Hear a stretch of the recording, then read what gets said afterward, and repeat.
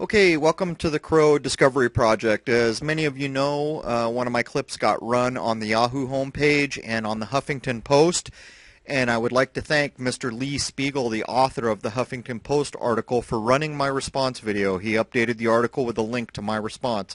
Truly appreciated. I would also like to thank followers and subs who sent emails to this end. At any rate, this clip is going to be about the eclipse. If you want to go back and look at my April 17, 2014, Why is the Blood Moon Black and White clip, I'm going to be addressing the very same problems I saw with this eclipse. I'm going to start with this crater. It's called Aristarchus, and there has been endless debate about this crater being everything from a power plant to a secret city to just all kinds of things. You can look it up. Now, you can only see this crater, I think it's 4 days after the first quarter and maybe 3 days after the last quarter. That's off the top of my head, so don't quote me exactly, but you can't see it too much. When it looks like I'm showing you now, actually looks like a crater, is maybe 1 or 2 days. You don't get to see it that much. The reason I'm doing this is to demonstrate that when I look at moon maps for detail, no two maps match. They are all different, and there is no reason for this. And I will point out, Galileo Galilei, who we are told is one of the first telescope creators, created a telescope that magnified 10 times. He went on to create one that magnified 30 times. To put this in perspective, I have a pair of binoculars that I use that are 20 by 50. That 20 means that those binoculars magnify 20 times. With those binoculars that I use all the time, I could easily look at the moon and draw every major feature and even some of the much smaller features, and yet Galileo magnified 10 times more than my binoculars do today. So I just want to put that in your head. Look at this crater. It looks like a crater. I am going to show you a series of images, and only images that I could get that are copyright free because I don't want to get in trouble. There are much better images than the ones I'm going to show. I'm limited to what's copyright free. But I'm going to demonstrate that what we are shown about the moon, no two images match.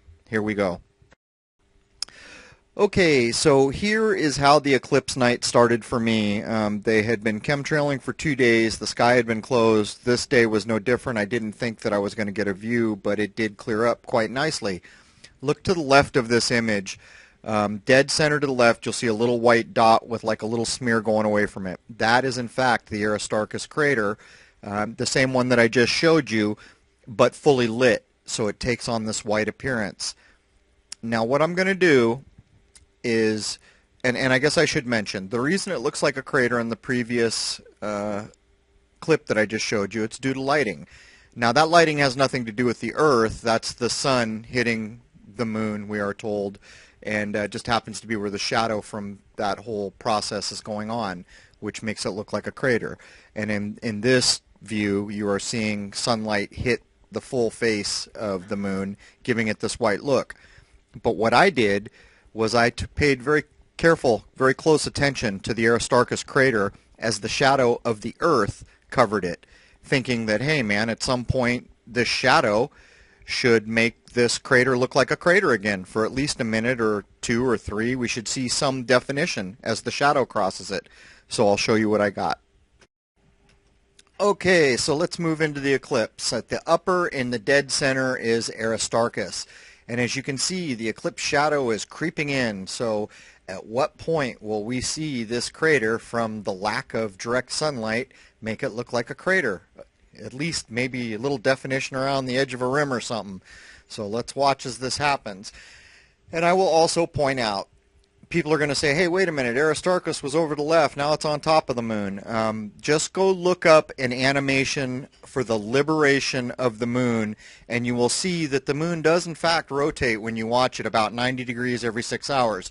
So here we are, shadows creeping way in now. And right here I do an f-stop adjustment.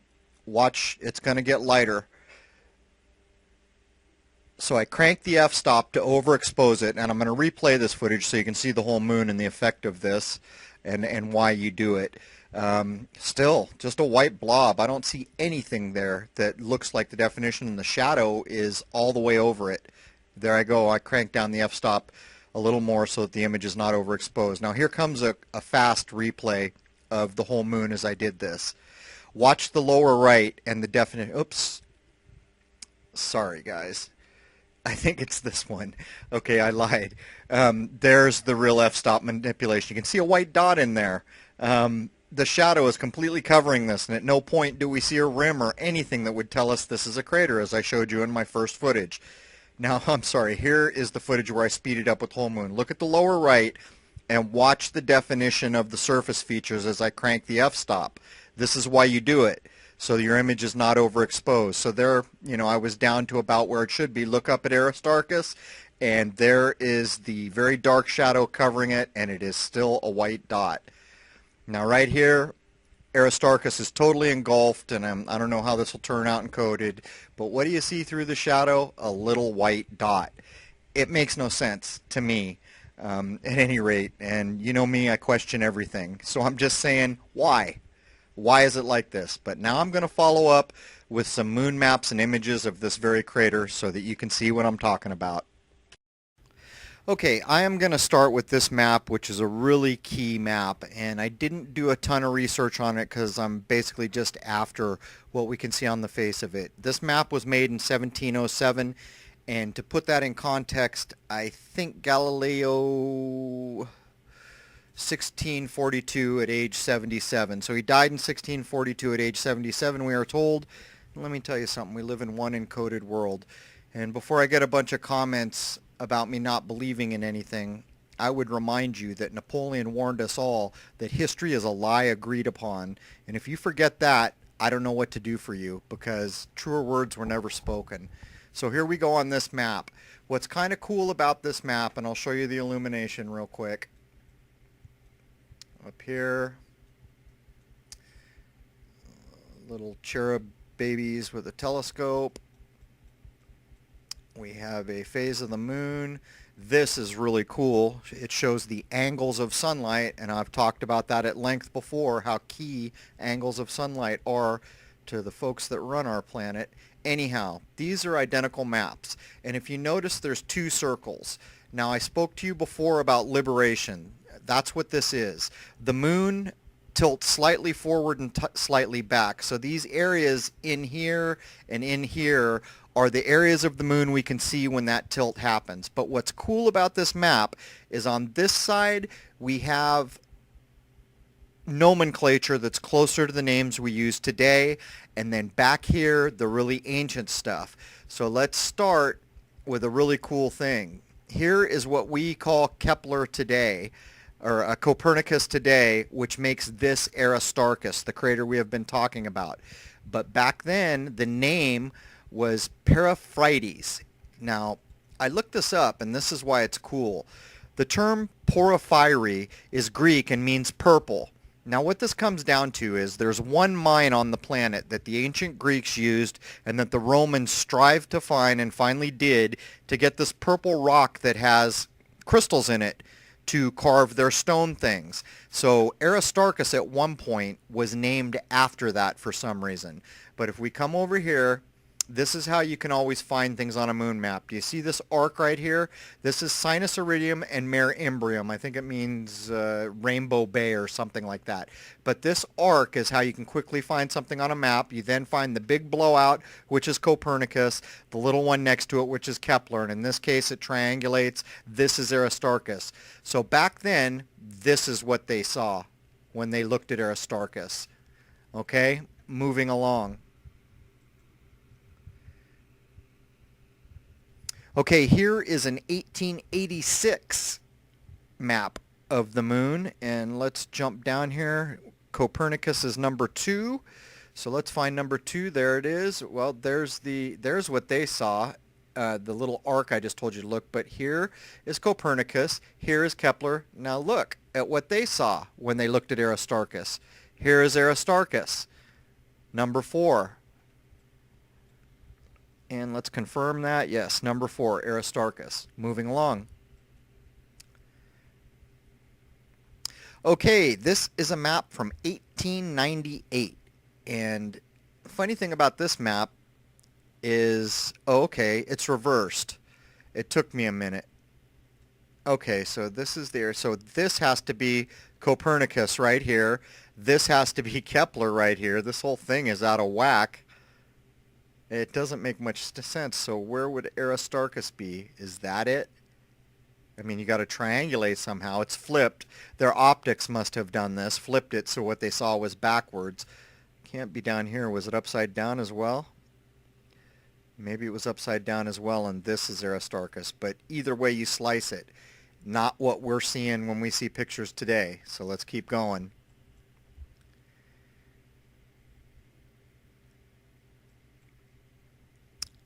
Okay, this is a cool image. This is actually an image that Galileo Galilei drew, we are told. And remember I told you that he ended up with a 30 power telescope, which is 10 times has 10 times more power than my 20 power binoculars, and I can see everything. This is the only image I could find that Galileo drew. I didn't spend forever looking, but I did an immediate search, and this is the only copyrights free one, but it's also the only image I could find by him of the moon. Okay, now these are cool images in that, let's see, these didn't have a date on them, but they're clearly old, but I'm guessing these were probably 1700s. But look how much information these people already had gathered. Angles of sunlight hitting the moon, the phases, I mean, it's all here. And we move to the next one. Okay, now this map is a big deal, and it shows what I found when I researched Mars. When I talk about, like, say, the Orion Nebula, I call it M42. That M comes from a guy's name who named it. His name was Charles Messier. This image was made by Charles Messier in 1775. So they already got some pretty good scopes. And what he's showing is that Saturn, which is here and here, was occulted by the moon, which basically just means the moon went in front and covered the planet, which is a big deal in astronomy. But what's funny is the image has been ruined. Look, all these numbers, the only one you can read is 33 right here, and this is typical. Why is all this area just ruined so you can't see anything? You can tell it was digitally removed. I mean, look at this over here. That's digital. That's not what someone drew. It's a degraded image that's just been jacked up, and we have to assume, oh, okay, 21. This is 21. Here's Tycho, the Tycho crater. So is it possible that this is Copernicus and this is Kepler and this over here would be Aristarchus? I'm just not sure. It's too hard to tell. Okay, so again we see the arc of Sinus Iridium, and we know where we're at on the map. These are named for the French, and I guess King Philip got the name for Kepler at some point. So let's see if we can figure this out. Here's Kepler. That means this has to be, yeah, I think it has to be the other crater. So if we triangulate, that would put this the likely candidate for Aristarchus. And here's what they saw in 1645. And bear in mind, that's when Galileo died. They already had 30 power telescopes. Okay, here is a moon landing map. And this one is very telling. Here is Copernicus, here is Kepler, and right here is the representation of Aristarchus. Looks like a crater. You can see a little bit of the white blowout. Let's keep moving. Okay, let me see if I can find my way around here. Yes, there is Mare Imbrium. Here is Copernicus. Here is Kepler, and there is Aristarchus. So you've got all this white around it, but not in the shape that we see it, and it's a crater. This is not what we see when we look through a telescope, binoculars, or with our eyes at all. But I imagine this is probably supposed to show the topology, but I'm just saying, even the white parts are not the same. Okay, here we have one that I believe came from Apollo 15. Here is Copernicus. Here is Kepler, and that makes this white blob right here Aristarchus. Next.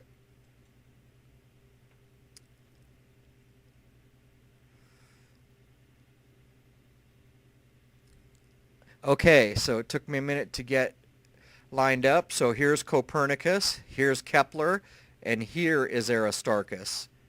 And this map came without a date, but it's clearly an older map. I'm not sure how old, actually, to be honest, but here is what they saw of Aristarchus. Now this map goes back to 1651. And let me see if I can get a bearing here really quick. Mare Imbrium. Okay, so there's Mare Imbrium. Here it is right here. So here's Copernicus, here's Kepler, and right there is Aristarchus. And what they have is a big long white area coming down out of it and a crater.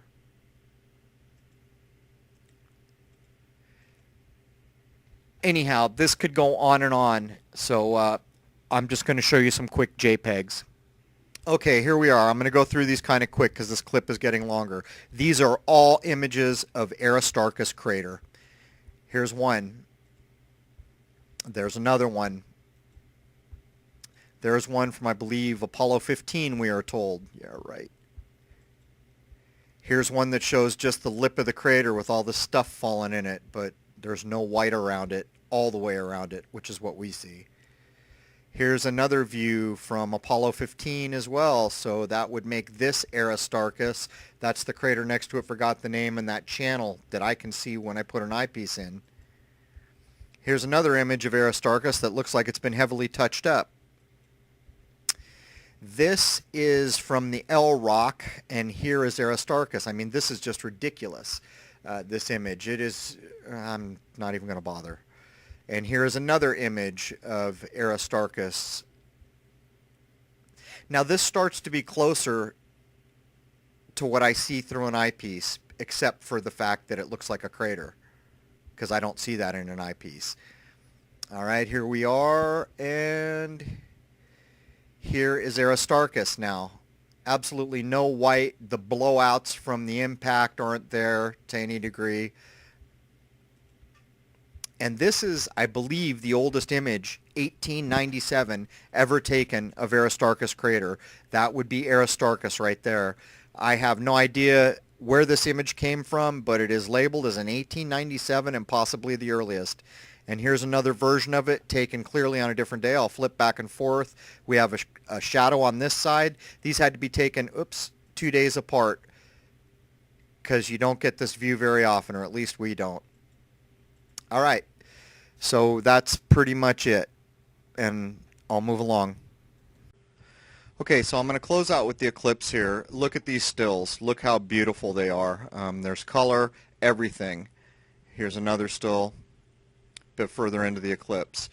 Look at the color, look at everything. Look at the outside. Now, to the left here, this is the planet Uranus and the full moon. That's how close it was, less than 1 degree, and this is Uranus on its own. Now go back and look at the other clip that I told you about on April 17th of 2014. Here is a manual. The camera is not on auto. I've got it adjusted to look the best. Look how black the blacks are. Everything is beautiful. The problem here is I could not get color on video.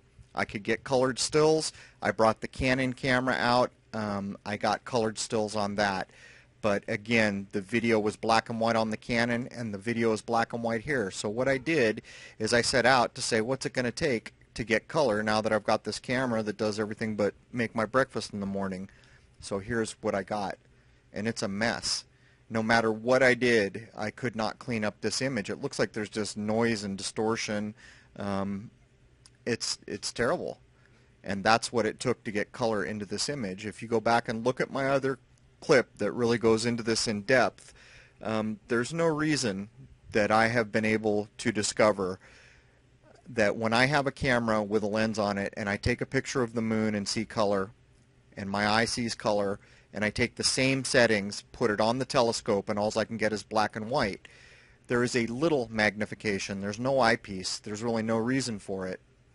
And so then this here is just to show the beautiful stills that I was able to get. And here is the last shot of the nasty moon, and I've shrunk it down so you can see black on the outside to gauge it.